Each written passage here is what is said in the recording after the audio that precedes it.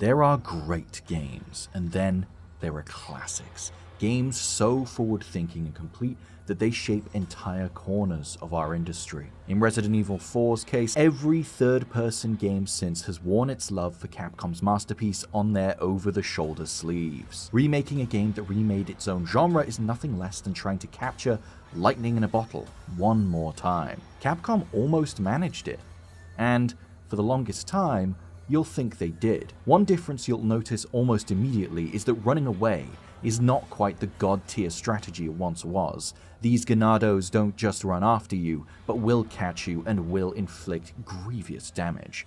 If there's one thing you'll realize quickly in this game, it's that after the rather flavorless Resident Evil 3 Nemesis, Capcom has rediscovered the joy of killing players brutally. Resident Evil 4's greatest fights are all here, bigger than ever, and feel better than ever to wade through. The core of combat remains location damage, shooting enemies in the legs or head to stagger them, and then follow up with melee attacks, a push-pull dynamic that sees you staying on the edge of mobs until you need to dash in and unleash a roundhouse or a suplex. A superb new addition is the ability to parry with your knife, leading to these extended sequences of utter chaos, where Leon somehow walks away from an army with nary a scratch. One particularly well done element of this is, if you'll do a mental drum roll for me, reticule wavering.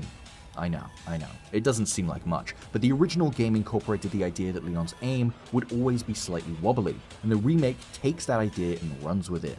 You'll need ice-cold nerves if you want to be an accurate gunslinger. The moment-to-moment combat is as good as Resident Evil has ever been, and that's saying something. However, once you're out of the village, things change, and maybe not for the better. The Resident Evil 4 remake makes some bold decisions about elements from the original, and, in many cases, that decision is simply to remove them. Capcom has been upfront about the game removing the QTE elements, and it doesn't have any ideas about what to replace them with. If you have any familiarity with the original game, you'll notice the absence of one scene, then another, and then, by the time you're near the end, sadly conclude that a lot of the memorable moments from the original game are just gone. This seems content to settle into a bit more of a standard shooter rhythm. The combat is so good though that even when the game feels unambitious, it is borne aloft on a cloud of shotgun shells. Resident Evil 4 Remake undoubtedly improves on the original in some ways. The B-movie script is much improved, and the way the storyline has been tweaked, in some cases significantly so, is well handled and retains enough of the schlock factor that the personalities shine through. Ashley,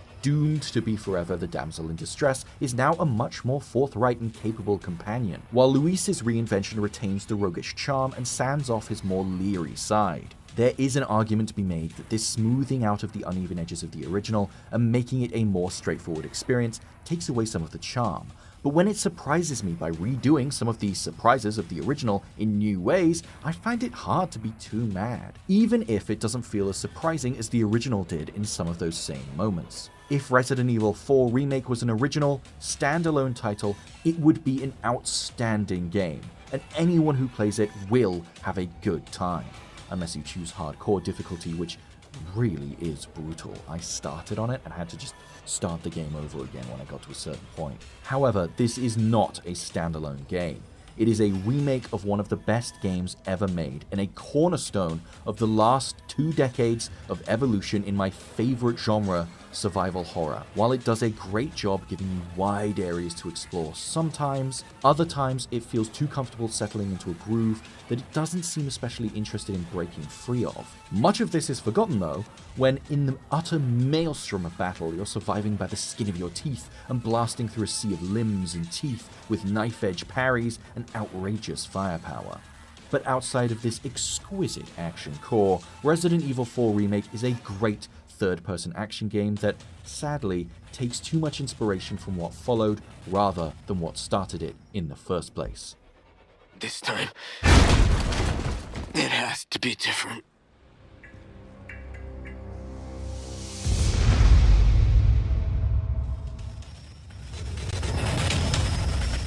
I want to make it really clear, I do really love the Resident Evil 4 Remake.